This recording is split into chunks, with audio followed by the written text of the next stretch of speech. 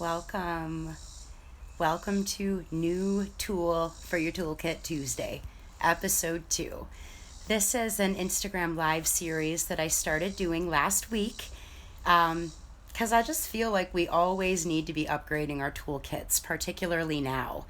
And if you missed last week, you don't need to have seen it for this one. Each episode will kind of build on the last, but it's not going to require you to see any of them prior to. Last week, we started with our breath. So today, we're naturally going to shift into our body. And, the fun thing about these series is there's a million things that could be shared about everything I'm going to share. And I just kind of go with what intuition says about 24 hours before I do it. And I trust that it's always what we need to hear during these times, as I largely like to work with spirit for all of this. And with body, we're going to start with awareness. One of the most important lessons I learned when I was in my coaching and leadership training is insight plus action equals results. A lot of people think that just because they have the awareness, they're going to get the thing, but they're lacking the action. And then on the flip, a lot of people are in a lot of action, but the action isn't rooted in awareness, so it kind of falls flat, if you will. So the new awareness in the body, we're just going to start super simple for today's episode, and it's really starting to check in to see if the things that you're doing with your body serve you.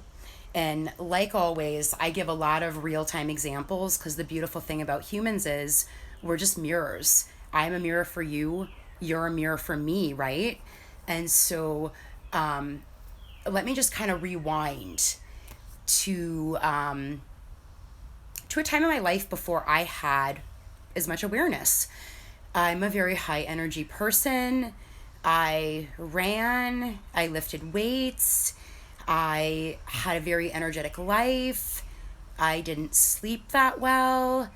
And everything that I was doing with my body for self-care was heating practices, really tiring practices.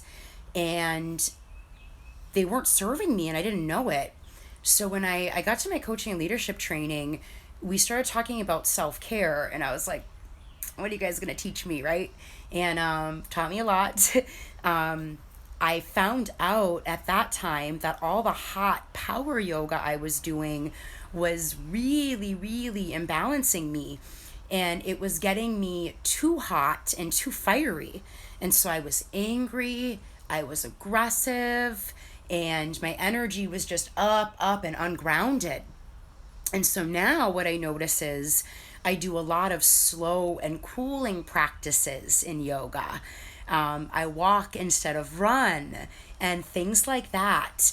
And so, things that you might start noticing in real time is, how do I feel before I do this? Do I want to do this? Does it feel nurturing? Does it feel like it's what I need? Does it feel like it's good for me? How do you feel when you're doing it? Does it feel like you're beating yourself up? Does it feel like you're loving yourself? Does it feel like you're giving yourself what you need? How do you feel on the back end of it? Did it serve you? Did you get what you needed? And I really want to be mindful to say it gets slippery, because if we haven't learned how to choose outside of our feelings of laziness or unmotivation, sometimes those can run the show, right? And then it's like, oh, I'm not going to do anything anymore because I don't want to. But we're not talking about whether you want to. We're talking about all the little cues that your body is giving you. Some more examples. I just kind of want to throw out a handful of things and trust that who's ever watching this, they're going to take what you need to take and ditch the rest. That's how this always works. I'm leading a 2-month group program just to offer some summer support for people. And one of the women in the group had mentioned to one of the other women, when you're trying to tell the difference between fear and intuition, where do you feel it in your body? And she said typically in her tummy is where she feels that intuitive hit. Boom, do it. And when she feels stuff in her throat and in her chest and up here and it's tight, it's short breath, it's tension, that's fear. So that's another way to have body awareness. So as you can see, body awareness could be related to anything and everything. And we're at about 5 minutes here, so I want to start winding this down because I want to make the series doable for you. I want it to fit into your day. I want it to support you. And time is one of them.